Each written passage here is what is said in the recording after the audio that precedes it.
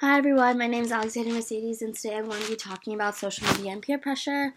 A starting point is I'm going to be talking about digital natives, favorable feedback from peers online, advertisements on social media, and like the reactions to the comments.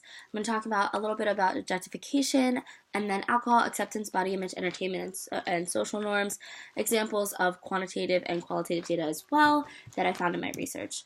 And my research question being, does social media have an effect on peer pressure in adolescence? So adolescence itself, according to U.S. National Library of Medicine, National Institute of Health, is that the age is 10 to 19 years old. And when I'm talking about 2018 social groups, I'm talking about the digital natives that have this at the top of their fingertips and just can scroll through anything that they want to whenever they need to because they know how to. And then there's subjunctive, injunctive, and descriptive norms that come along with that, which is the perceived pressure to perform, the influence of the attitudes of others, as well as the typical patterns of behavior. Some lit review examples, I found that people want to be popular and they do that through humility. So they do that to get a chance of fame. So with Tide Pods, I read an article about Tide Pods and why kids disregard their health because they just want to have that chance of fame online because they're seen to be popular there. As well as fashion. Fashion trends trend very, very fast, I guess, especially online.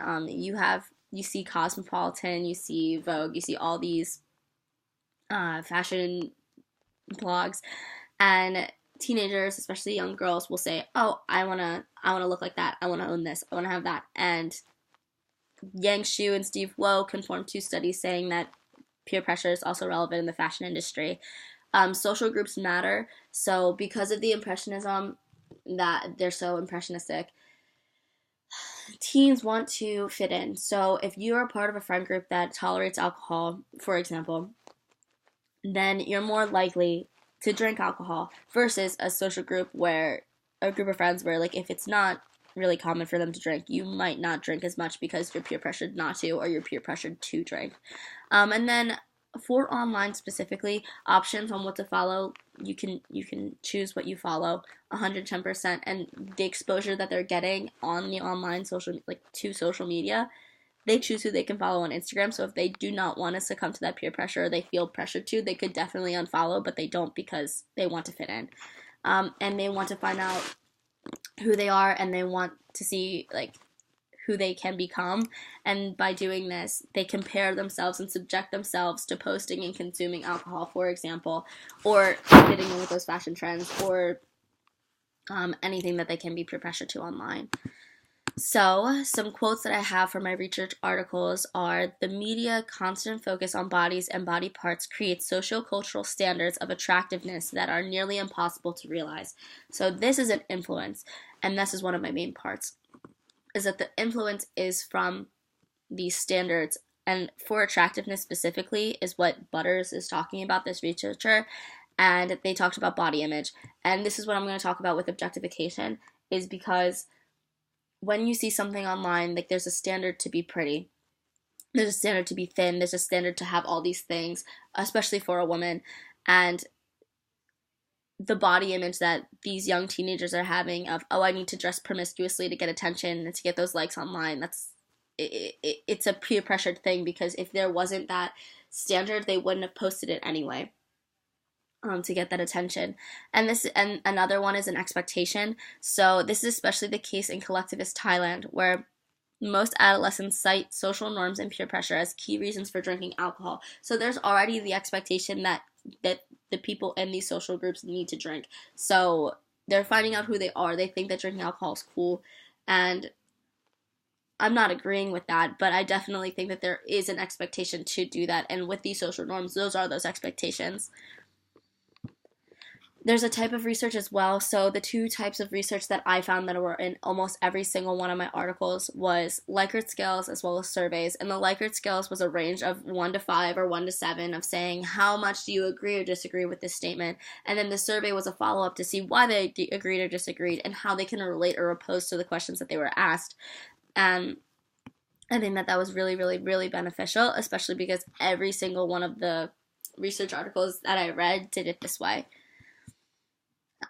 Something that stuck out to me the most was this one article, and It had 189 participants, and it was a Likert scale of 1 to 7, 1 being not at all, and 7 being very. And it was how having a sibling that drinks alcohol affects you, or affects the younger sibling, or friend use as well, but mainly the sibling. So a quote here is, many adolescents want to act grown up and therefore are curious about their older adolescents' behave. And so older siblings may be particularly influential. This was really cool because you want to be like your role models. You want to be like your big sister, your big brother, and they have so much of an influence on you. And they set that expectation for your family and for you. So the correlations from this study was indicated that the perceived friend alcohol use was positively associated with willingness. So you're more willing to drink alcohol if it's perceived by your friends as good. And then personal alcohol use was positively related to perceived friend use. So I will use it more if it's perceived by my friends as it's okay. And they assume that they need to personally identify with alcohol. My hypothesis was the amount of time spent on social media affects peer pressure, as well as teenagers definitely do succumb to peer pressure online. And they give into this because they aspire more likes, retweets, follows, they desire going viral, the increased exposure shows them so many different ways of how to do this, and they reference groups, so they reference those sites. Limitations is that this was very broad. There's too many platforms, and that I want to establish the biggest influence. So see if peer pressure is related to mainly Instagram, mainly Facebook, Twitter, find exactly which one is influencing these teens the most, and look into the economic status as well, because if you don't have the money to buy these objects, or like a laptop or an iPhone, like you might not be as pressured to do something because you won't see it online. And in conclusion, I genuinely got the answer that I expected and anticipated. Social media does not have an effect on does have an effect, definitely does have an effect on adolescences.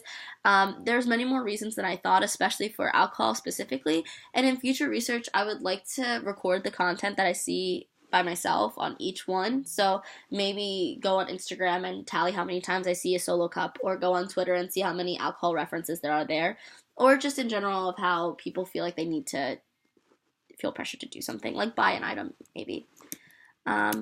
Yeah, so that's my presentation. I hope you have a great rest of your year.